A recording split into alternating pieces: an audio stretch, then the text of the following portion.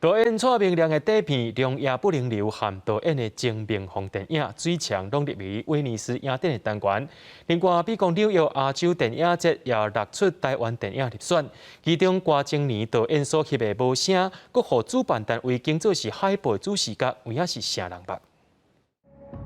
运用丰富的色彩，和日常生活的万物拢有生命。这出描写人类甲环境面临的困境3D 动画片，由智妍导演的《废弃之城》，确定入选美国纽约亚洲电影节。入选的也有这出。教育是一门关于的职业。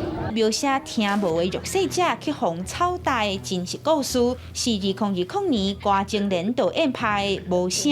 毋但入选，就连电影的这张相片也互电影节经做是海报的主视觉，反映后疫情时代复出的感受。我觉得这个电影真的能够去到了美国，让美洲那边的人更多人可以看到，然后包括当地的华人可能也期待很久了。我觉得这都是一件好事。咱台湾的爱情电影《腿》，也有颠覆 Shakespeare 经典戏剧《皆大欢喜》等等6出电影拢有入选，也有包括香港、日本、韩国等等计共60多出的影片，是电影节规模有史以来上大的。拍算8月初6开始，伫咧纽约实体电影院甲线顶播送。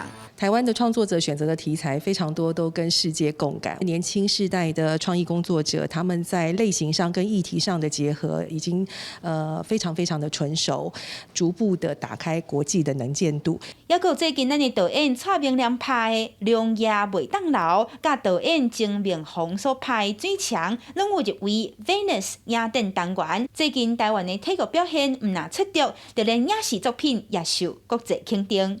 记者阿明、金林、小凯台北报道。